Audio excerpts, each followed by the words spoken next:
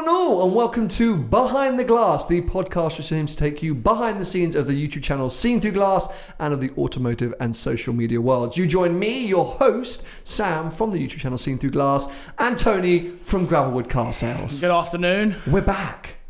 We are back. We're back. It's been a while. A few weeks, mate. Blow off the cobwebs of your podcast player. Shine up your laptop screens. We are here in high definition and... Clear out your ears. There we go. We apologise. I don't know why we find it so difficult to regularly record these episodes, but we are busy people. We are very busy. Or at least we pretend to be busy people. No, we're busy, mate. I think we're busy. Yeah. I was thinking about, I feel like we need like a behind the glass producer. You know, like a sort of production lead who can like book in recording dates, find us guests, maybe do a little editing. Can't you do that? Can't you do that? For any of you watching here on youtube.com/behind the glass, is that something that you think, would any of you want to do? I mean, maybe I should do an intern program, or okay, here we go. jobs@seenthroughglass.com. Remind me to create that email address later. Go on, send us an email. Why not? I mean, I've never really thought about this before. It just literally popped into my head right now. Maybe we need someone to... We need help. We need help because it's quite embarrassing that it's been a couple of weeks that we haven't recorded a podcast, and we apologise. We love doing them. We just haven't had time.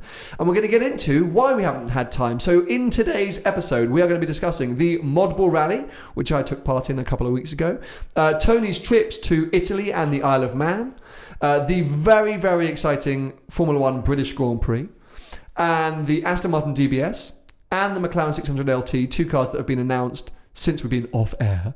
And also the McLaren Senna press drives that I did not attend. I think that's everything we're going to cover in today's episode. Anything you want to add in, Tony, before we get cracking with all the topics? McLaren are keeping up with their trend of releasing 2 cars a month. We'll get onto that in the McLaren section. Thanks for cutting ahead.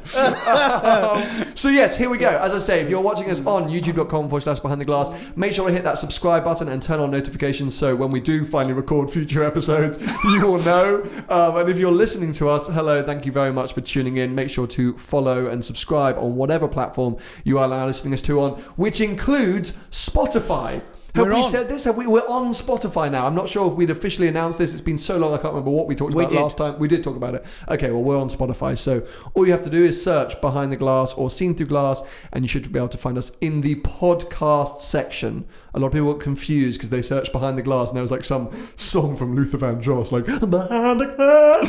And I was like, no, scroll down to the podcast section, you fools.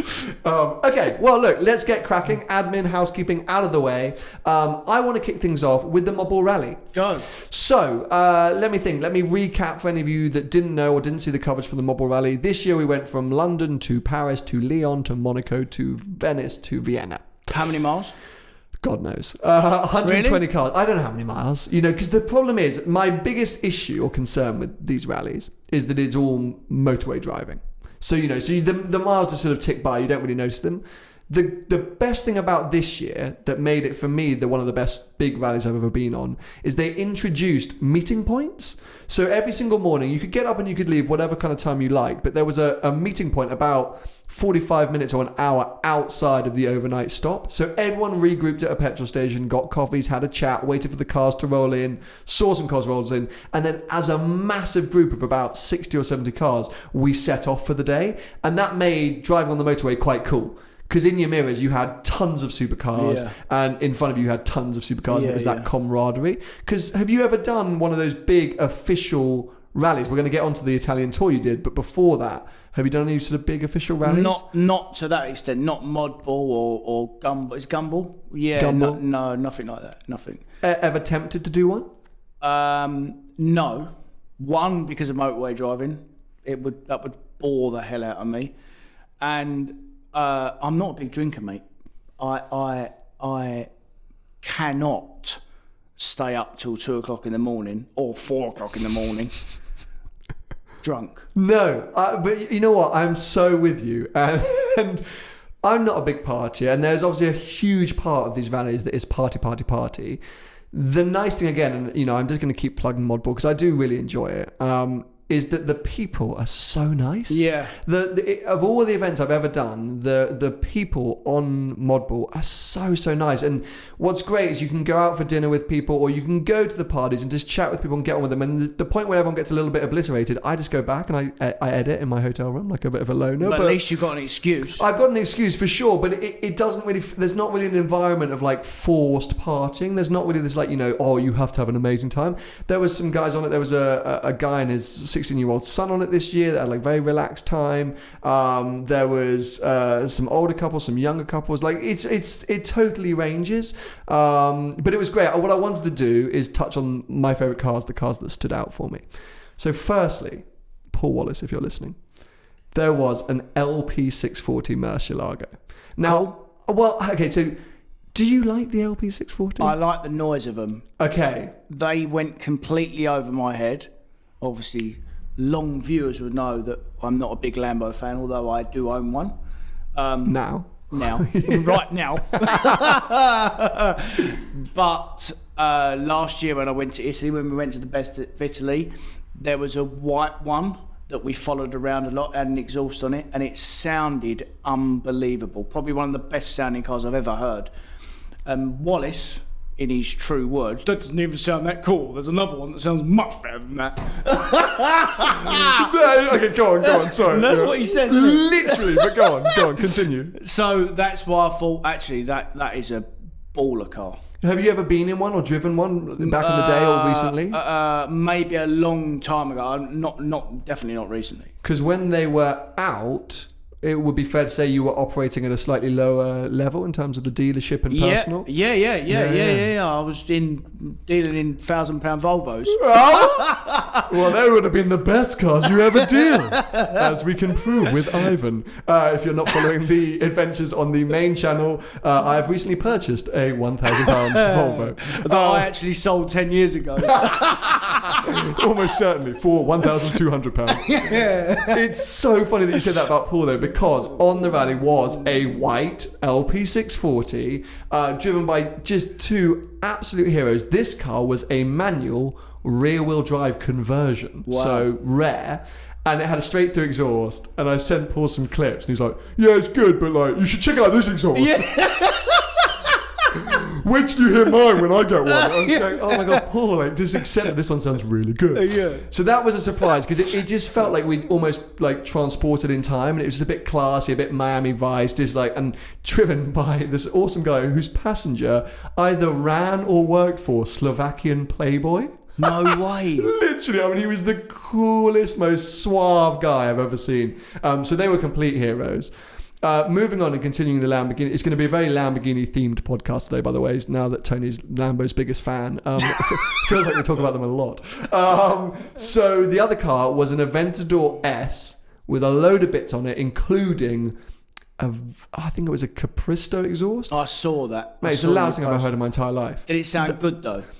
Yes, it did sound good, but the guy who owned it, hilarious. He's on Instagram called Hulktador. Yeah, I think so. Funniest guy you've ever met. Really, really nice guy. It's not funnier than me, can't be. No, much funnier than you, because you're funny to look at. Would spend the entire time either flat out accelerations or revving. There was no in between. So in the mornings, he would start the engine from cold and rev the tits off it until everyone was ready to leave. So for like 12 minutes. From cold? From cold. On the motorway, he's like...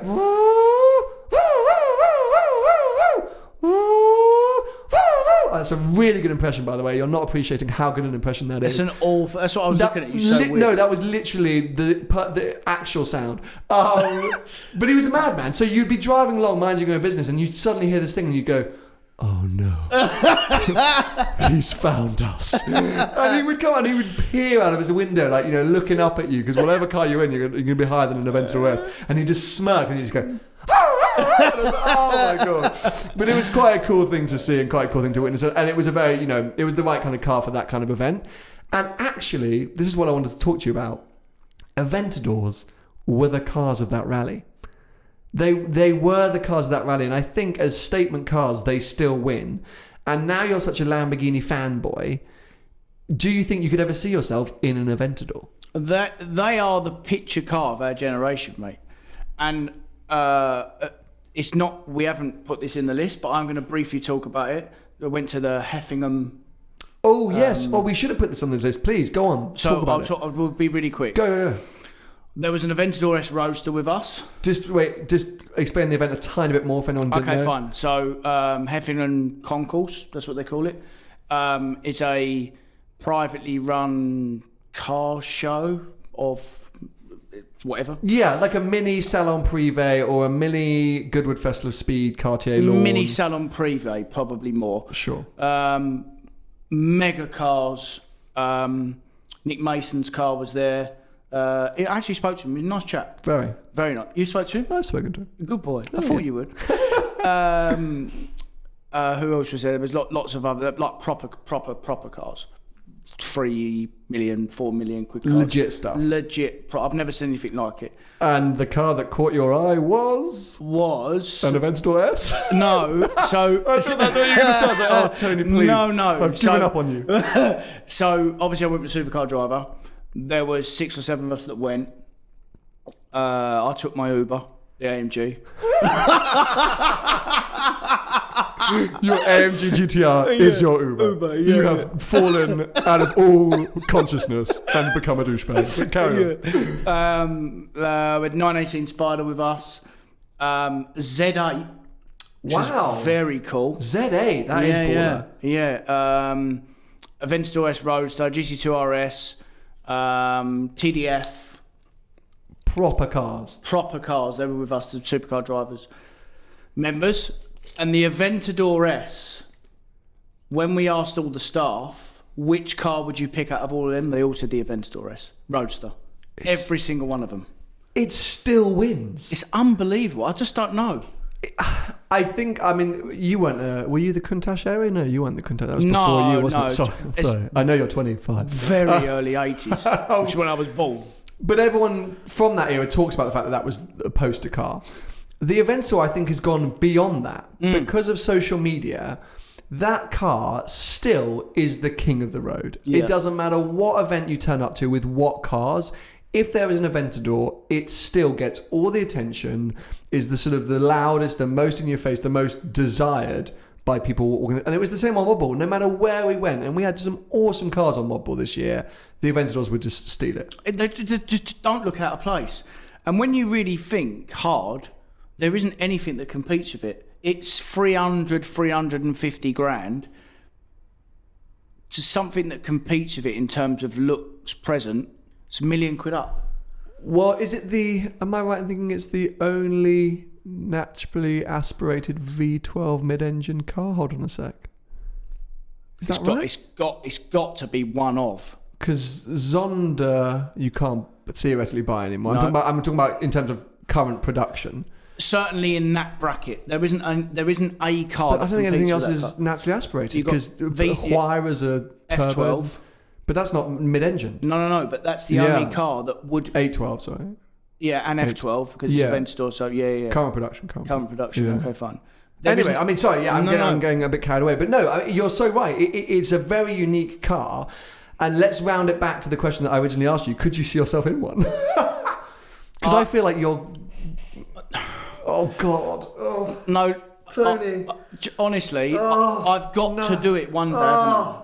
I've got to, because it's ticking the V12. There's nothing else like it. So whether I like it or not, I am not overly fussed about them. If I'm honest, I don't like them. We're the same. We like drivers' cars. That is not a driver's car. It's a show-off, look at me. Statement car. Pantomime show-off car.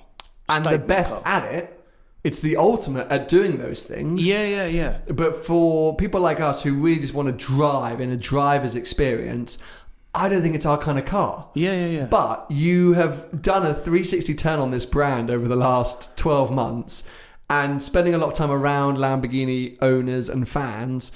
And I hear a slightly different tone and attitude from you these days when we talk about Aventadors, and it's really freaking me out. It's not no. It's the fact that I like to try things that I haven't tried before. It doesn't mean I like them. Like after my AMG GTR, I probably won't buy another Merc.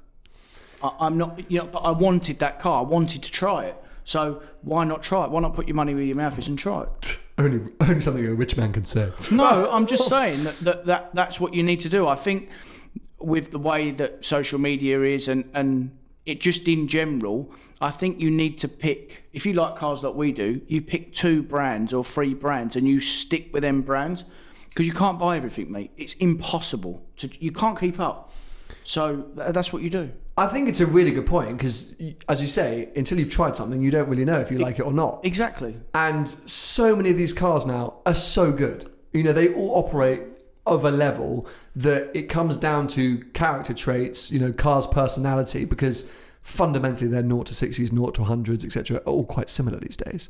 But as we discovered with the 3RS, GT3RS and the AMG GTR in Ireland, 2 totally different cars that made us feel very differently when we were in them. Absolutely. So I kind of get what you're saying. But when I first met you, the car, your dream car, the car that you said, I will have this car at some point, was the Speciale.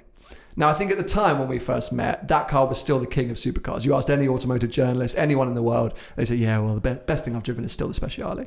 I do feel like now the world has moved on and some cars maybe perform a little bit better than the 458 Speciale. But let's make it modern day. How much do you say an Aventador S or S Roadster is? Okay, so S Roadster, what are they, 330? Let's go S Coupe, sorry. Okay, so S Coupe, 290, 300. How much is a 488 Pista?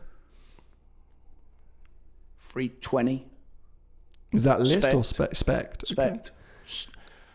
No, and without a shadow of a doubt, I'd have a Pista. You would?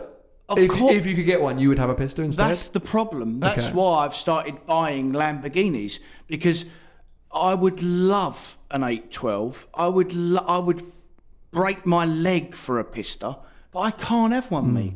So what do I do? And that is a lot of people's problems. So I think if you can't buy the Ferrari that you want, if you're a big Ferrari fan, I'm already really in with Porsche. Lamborghini is the next one to try out. Yeah. I mean, it's a weird place to be at, and I think it's discussed a lot online, this kind of hierarchy or secret list that you need to be on to get some of these special cars. And as you say, you're very fortunate and you've worked incredibly hard and have ended up on Porsche's radar. Yeah. But that's not through a lack of spending money and hard work and lots and years of buying and owning Porsches. Yeah. Ferrari, it doesn't seem to be, or at least from what I've heard, it's not just about that. It's not just about buying cars. There's so many different things that kind of place you on their list for these special things. Yeah. And they're incredibly hard to get. And I guess that's a big part of Ferrari's, strategy, is making these cars hard to access. But then that's frustrating for someone like you who has the money, who wants to go and buy the car. You can't want to use it. Yeah, because you want to use it. You don't want to sell it. You're not a collector. You're going to use it and drive it. And you can't. That is very frustrating, and it will push customers away. And look at you here now, talking about Lamborghinis. But I don't think I have a divine right to buy a Ferrari just because I've had a few Ferraris. If that's their policy, fine. I'll go and buy something else. No problem. I haven't got the needle about it. I'll buy another Ferrari at some point, but not now. I would say I'm a bigger Ferrari fan than you. I mean, we're probably at the same level, but I like to claim. No, I would go that you're probably a little bit, because you would probably never consider a Lamborghini. No, it's just not me. No. But I do find it quite bizarre that as a customer and as a fan, as someone who wants to buy a car, I can't. Yeah. Are there many other industries? I'm trying to think, and I don't know other industries well enough, but let's say Gucci brought out a new bag. Do you have to be on a list to buy that bag? I don't think so. Maybe they run out. Ask your girlfriend. Yeah, I hope she doesn't know about Gucci. I have to check my credit card statement. It's just a bit. So we're getting a bit off track here, and it's not really where I meant for this conversation to go.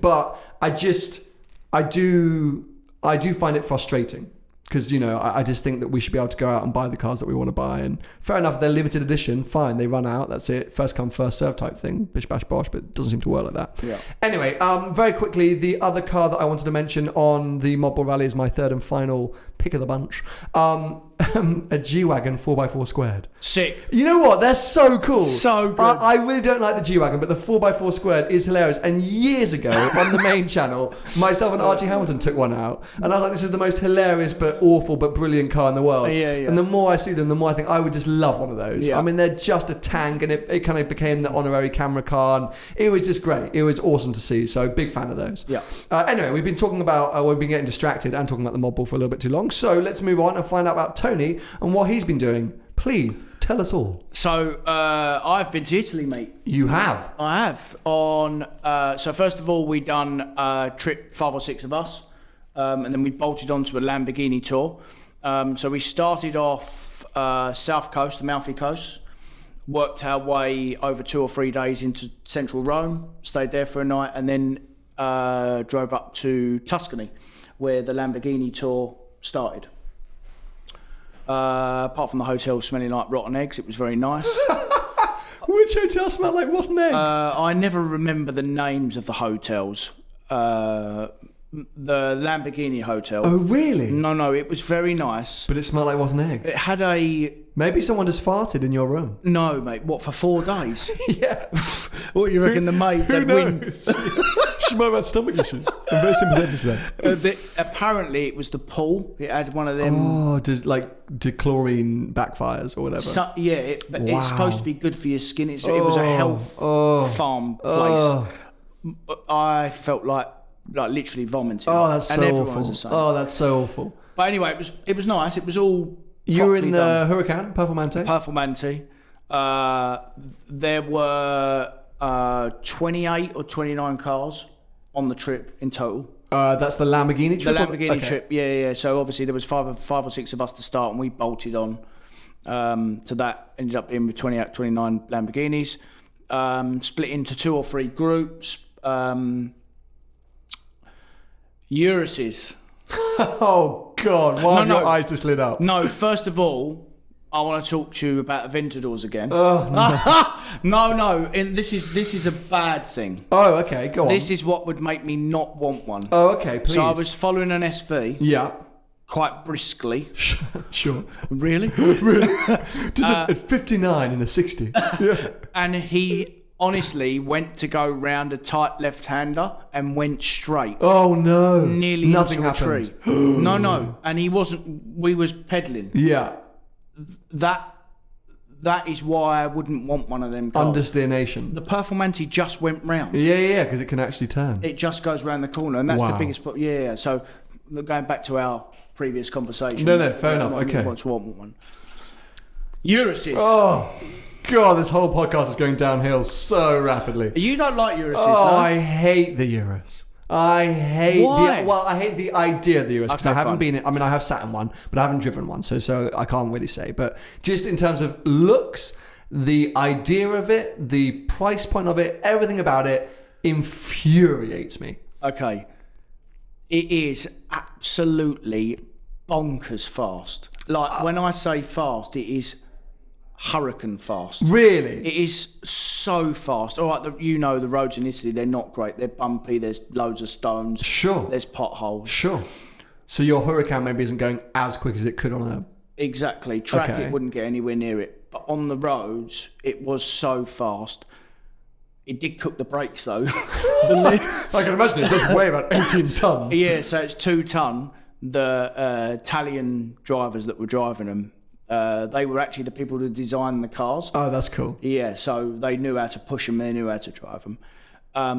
He got out and he'd literally cooked the brakes. Oh my God. Like smoke. Wow. Coming off of him. Okay. Yeah, and he said, I can't do an Italian accent. Sure. Not Please great. try. He said, this is the result of a 2-ton car, he says. You just went really posh. It was trying to act like you. It's not Italian, but okay, I love it. Go on. But anyway, I was very impressed with it. Okay. Max torque at 1500 revs. So out of the corners, it would just power out of a corner.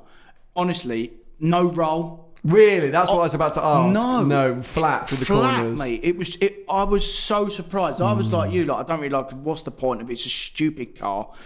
It's 200 grand. Like, what is the point? Yeah. When you see it move and when you drive in it, you'll understand. You need to drive one. I'm sure, and I'm sure when you get behind the wheel, it's a different experience.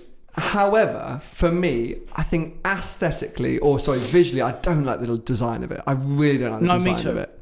And so, seeing it on the road and following it, that didn't change your mind? I'm not keen on the way it looks. Okay. I'm not that keen on the way it looks. How about the way it sounds? I went in it briefly as a passenger. Short journey. You can't hear it inside. When you get outside and it bursts down the road, you can hear it. Does it sound like an AMG? Sounds like an RS6 turned up. Interesting that. You all know how much you like them. What a piece of... yeah, I really don't like the way it sounds. For a Lamborghini, I really, really don't like the way it sounds. But it's a V8, mate. It's a bi-turbo or something, isn't it? Yeah, twin turbo. The numbers are so impressive, though. Sure, but I don't feel like it's a Lamborghini. I feel like it's an Audi. Yeah. No. Yeah. It's what it is. And so, for me, even though it's also an Audi, I'd have the Bentley Bentayga every day. You're getting a W12, just sounds cooler. I think it feels more bespoke inside because I'm assuming, and again I could be wrong here, when the Q8/SQ8/RSQ8 comes out, that will essentially be a Urus inside. Whilst the Bentayga feels a bit more bespoke, you're getting the whole Bentley thing. It feels more handcrafted, stitched, the options, everything about it. And that is so quick, that W12 car. So quick. And I'm sorry, this has always been my statement. If you're in a 4x4, why do you need to go that quick? Why do you need a flat 4x4, going through the corners? Why do you need to be no roll? You're in a 4x4. Sound nice, great. Have presence on the road, so big chunky body kit, big wheels, great. But it doesn't need to be whatever that car's got, 600 Newton meters and blah, blah, blah, blah. It's 800. Okay. 650 horsepower. There you go. I mean... I would have it hands down over a Bentayga. Would you? Yes. Why? Value. Okay, fair. It's going to hold its money. Sure.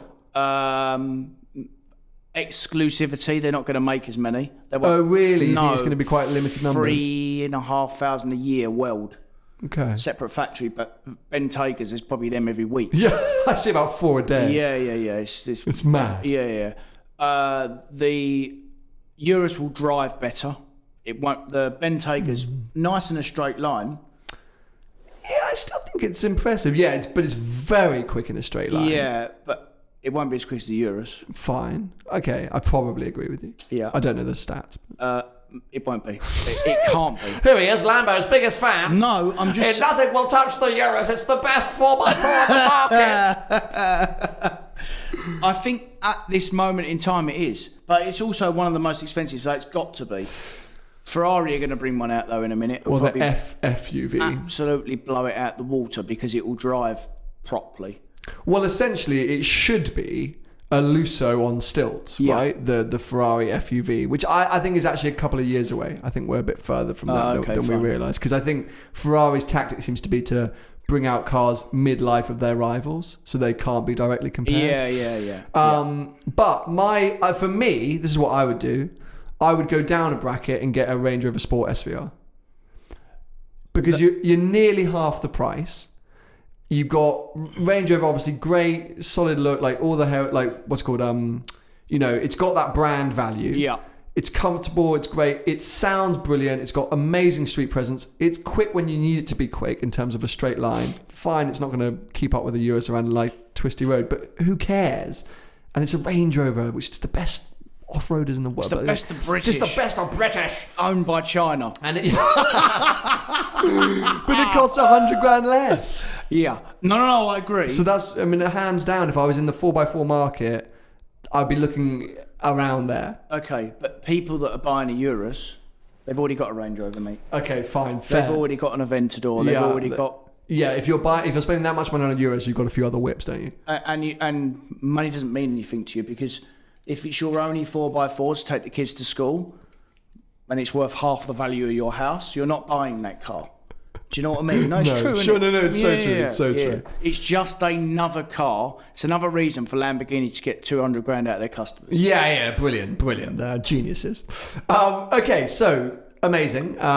Let's move on to the other reason that you've been away and we haven't recorded a podcast, because you didn't just do the Italian tour, you also been to Isle of Man. Yeah, so straight after Heffingham, we went straight to the Isle of Man. I'd never been to Isle of Man before. Nor have I. You never been? Never been. Beautiful. Yeah? Yeah, scenery. Okay. They live in 1980 something. Oh, really? It all feels a bit dated? Yeah, it all feels a bit dated. There are 4 to 6 policemen on the whole island. They all know each other. They all know everything. That's amazing. It is amazing. Everyone's a copper. Really? Yeah. I got in trouble on the first day. No. Second day, because we arrived on the Monday afternoon. We went out for a little blast. On the Tuesday morning, we must have had some complaints. Someone called the local station 15 supercars driving around or whatever. Oh, wow. So we all got a telling off. What car were you in for this trip? The AMG. Okay. Took the GTR. Okay. On the roads, as we know, it was really good. We done a track afternoon as well. Okay. I'll come back to that though. Sure. The roads, although they say there's no speed limit. Yeah, so a big part of the Isle of Man sort of selling ticket is it's got D-restricted sections, a bit like the Autobahn, but as you can imagine, tight and twisty. So when you see the national speed limit sign, that doesn't mean 60 mile an hour, that means... D-restricted. D-restricted, it goes as fast as you like. However... Oh, God. If you deem to be doing that in a dangerous way, you could be done for dangerous driving. Ah, okay. So this is how they police it, basically. Yes. You can go as fast as you like in a safe and sensible way. Yes. So if you're overtaking a car and making that car shake as you overtake it, and the woman's teeth falls out onto her passenger seat, that's dangerous. Okay. Apparently. No, I would agree, though, actually. I think... Well, it's not dangerous to me. You selfish man. No. And also, if you're going to overtake a car, it needs to be completely clear, obviously. Of course. Even if you can see a car miles in a distance, and say you overtake him 3 or 4 cars, but then you think, oh, actually, I'm not going to make the 3 or 4 cars, and you cut in at, say, 2 or 3 in between the gap, that's dangerous driving, because you made the car behind brake. You're not allowed to do that. So they're pretty on it. They're on it, mate. Which, you know what? To me, that all makes sense. Like, I think that's a better way to police roads. I'd be very interested to know what the actual, like, fatality/crash accident rate is on Isle of Man, because... Bikes, it's huge. Well, yeah, of course. Yeah. Fucking nutters. Yeah. And they all get carried away and want to be on the TT, even when it's just, public roads, isn't it? You know the average speed for the TT now, for the bikes? 113? 135 was the whoa! average speed around the TT track. Now, they are gladiators. Being that I've just driven round it, I can't believe that how they get 135 average speed. They're insane. But every time, there's so many great documentaries and stuff like that on the Isle of Man TT, and it's fascinating. I've never been. Have you ever actually been to the TT? No. Yeah, I'm sort of scared to go slightly, but I'm really intrigued as well. Yeah. Amazing thing. Yeah. So yeah, good trip, AMG GTR. You said you took it on track as well? Okay, so it was actually very good. It's the first time I've tracked it. It was really good, apart from the smaller corners. Little bit of understeer. Okay, so when it gets really tight, let's be a bit brave with it. Okay. Yeah, but the big corners and the straights, it was really pounding along. And the brakes, I lost brakes a few times. Oh, really? Yeah, so I could do 10 or 15 minutes at a time and come off. It's a heavy car. It's a heavy car, and all the weight's kind of over the front wheels. Over the front of the car. Well, it's a front mid-engine, but nevertheless, it was really good. However, all the time I was going round, I was thinking, I wish I had my GT3. I could be going much faster. But anytime you're on track, you're going to be thinking that. Yeah. Surely, anytime on track, you're going to want to be in a Porsche, and especially GT3 RS. Yeah. Well, I'm going to Anglesey in it this week. Hello. Hello. When's that? later on in the month, like 23rd of July. Okay, well, we'll want to hear some stories from that. And for Silverstone sure. on the 1st of August. In? Probably the Jizzy Ferraris. Okay, so you're just going to destroy every track now. Love it. Amazing. Well, yeah, we'll definitely be hearing stories from that. Well, that kind of explains at least where we've been for the last couple of weeks. We're about to head into Goodwood Festival of Speed. We wanted to get this podcast out before just to kind of catch up with everyone. There will hopefully be a Festival of Speed special, as long as I can find time to do that. But the other thing I wanted to discuss is F1. Yeah. Do our little F1 update. And talk about what was... I mean, there's been some other exciting Grand Prix, but I want to talk about the British Grand Prix because Brilliant. What a race. The best race of the season. Mate, best race for, I think, 10 years. That's a bit of a lie, but amazing. It was right up there, wasn't it? I can't remember the last time we've had 4 cars that close all going for it in the last 10 laps of a race like that. I mean, it was absolutely unbelievable. Now, I want to get your thoughts. So you were actually at the race. I wasn't. I was watching on TV.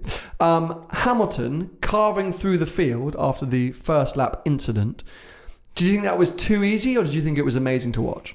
It just shows the gulf between the top 5 cars and the rest. It's like the English Premier League. There's 5 or 6 very good teams.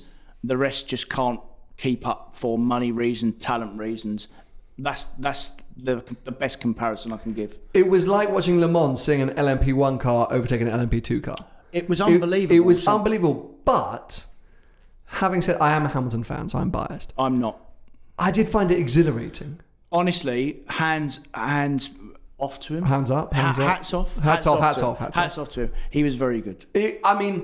Very good, because qualifying I thought was amazing. Really close, and for him to pull out that lap and then be so emotional about it afterwards with the best fans. I thought it was amazing. He turned up. Finally, all year we've been waiting for him to frickin' turn up, and here he is finally at the British Grand Prix, and I really hope this is it now. I hope Hamilton is here and we're going to have Vettel versus Hamilton, the big blows, the title fight we've all been waiting for the last 5 years. This is what I really hope has kick-started it. So yeah, amazing qualifying, and then to have that happen to him at the beginning of the race, his error, Raikkonen's error, whatever it is deemed to be, to get back and end up second, I thought was amazing. He was aided by the safety cars, though. Aided by the safety car and aided by the fact that his car is faster than 80% of the grid. Yeah. But it doesn't really matter. He got himself into that position. That's what Formula 1's all about. Is taking advantage of these situations. And we've seen it throughout the year. The safety car is playing a mega role in this season. And he had got himself into a position to be able to take advantage of it. And he overtook Bottas, which is good, which I was like, because everyone overtook Bottas in the end. Bottas, I mean, I could have. He overcooked it. What a fool. Can I just touch on this again? I know there's so many Bottas fans out there who are going to come at me for this comment, but another proof of Bottas not being able to he's just not got that final... He's got no bollocks. Oh yeah, and I know his tyres were 5 laps older than everyone else, but bore off, I don't care. He should have blocked off that Vettel dive. I know Vettel left it a bit late, but come on, Valtteri. It's like 5 laps before the end of the race. You think Vettel's not going to try and overtake you? Yeah. He's just not got that final 10% of aggression and race-winning mentality, I don't think. Yeah, but that's the difference. And he's obviously been very unlucky this season, but moments like that, he shouldn't have ended up 4th. He shouldn't. No. I'm sorry. No matter how bad your tyres are, let's think back to Hamilton versus Rosberg in Bahrain 2014, when Hamilton had 13 lap older tyres than Rosberg and kept him behind. Ricciardo Monaco, mate. Well, yeah, Monaco, no one can overtake. But I agree. I mean, 150 horsepower down. Exactly. So come on, Valtteri. Like, it's not really an excuse, I don't think. But yes, amazing race. So we are nearly at the midway point. We've got 2 races to go before the summer break. Who is your money on for the championship? Vettel is my favourite. He's your favourite, but you think he's going to win? He's unbelievable, mate. You know what he does? He's constantly, similar to Hamilton probably, he's just constantly there. But how about when he crashed at France? No.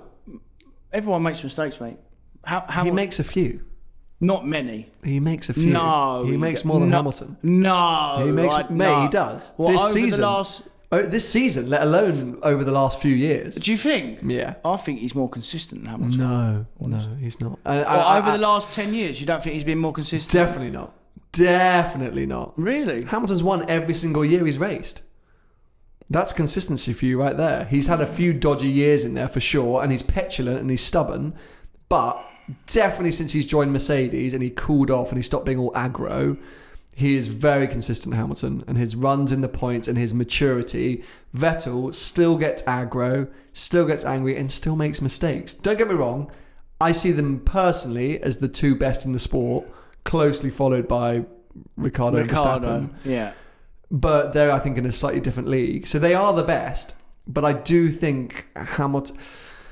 Oh, it's tough. It's tough, and it comes down to preference. But I just think Vettel, every now and again, lets it go to his head. He boils over. But then, I think that about Hamilton as well. Like sometimes you just don't want to turn up. Like, Well, yeah. So that's the flip side. So I agree. So I think Vettel boils over, Hamilton boils under. Yeah. Sometimes he just doesn't show up. I agree. Yeah. That's more frustrating than Vettel getting aggro and over because it shows he cares. It shows he cares. You know what I like about Vettel as well? Like, he's not on social media. Yeah. He's a very private guy. He's very private. He turns up to his Good race. sense of humour, though. Very good sense. That's another reason why I like him, because he's hilarious. He's hilarious. Yeah. So I think Ferrari will win the Constructors' Championship. I think Hamilton will get the drivers. Do you? If the last two races are anything to go by, he's been very unfortunate. In Austria, he should have won, hands down. And in Silverstone, he probably should have won if he hadn't been hit by Raikkonen, because I think he still would have overtaken Bottas and Vettel on raw speed, I think, in Silverstone. I think the fight... No, they were very quick, Ferrari, weren't they? They were both quick. I think he was so... This is what I mean. I think he's so G'd up now. I feel like he's finally showed up. And it happened last year. He took 6 months to warm up. And it's so... Raikkonen finished third as well. Yeah, go on, Kimmy. No, but I mean, Hamilton just takes 6 months to warm up and turn up for the season. Yeah. But I feel like now he has arrived. And I think Ferrari are due a little bit of bad luck later in the year with reliability and things. Engines and stuff. And I just think when Hamilton's got the bit between his teeth, he finds a way to plough on. So yeah, I think it will be Ferrari Constructors, and I think Hamilton will just pip. Okay, fine. Vettel. I can't. 50 quid. 50 quid. Vettel. 50 quid Hamilton. You've Bottas said it is here going to win it, isn't he? Bloody hell. And we're going to pay up on the podcast. Okay, fair enough. Deal. Whoever wins. Deal. We could do it live from Abu Dhabi. You might as well just give it to me now, mate. Mate, don't even try. I would love it if it was neither of those two. It's Ricciardo. But yeah, amazing season. Now, I've just looked at the time, and we're actually running quite overs for our usual podcast length. We like to keep these to around 40 minutes for people's commutes and stuff. We've got a lot to talk about. We've got three... You know what? I'm going to stop this, actually. I think we can save this because we've got three new cars that we were supposed to talk about that I do want to talk about. The Aston Martin DBS, the 600LT McLaren, and the Senna First Press Drives. I think we can do a separate podcast. We've got to build some up. We've learned that if we've got to be able to bank some podcasts. So yes, we're going to pause there. Sorry for anyone that was looking forward to hearing about those cars. That will be a future episode that Tony and I will record talking about the DBS, the McLaren, and the Senna. Also the LT and the Senna. Too many McLarens. We have Goodwood over the next few days, so hopefully it may be that those get merged into a Goodwood special, or they'll be a separate podcast by themselves. But we hope you've enjoyed our return. Yeah. Our emphatic return. We smashed it. And again, yeah, if you think you can help us in any way, drop an email, jobs@seenthroughglass.com. If you've got some creative ideas only, please. No point in, hi Sam, I'm from Peru, but I'd really love to help out. But if you've done something like this before, if you think of some creative ways that you can help us, drop me a line. Why not? There's a bus that goes from Peru to London every day. What a douche. If you're watching us on YouTube, make sure to hit subscribe and turn on notifications. If you're listening to us, make sure to keep following us on whatever platform you are listening to us. You can follow Tony at Gravelwood Car Sales on Instagram, and you can follow me at Seen Through Glass on most platforms. I think that's about it, isn't it? That's it. Okie doke. Goodbye, everyone.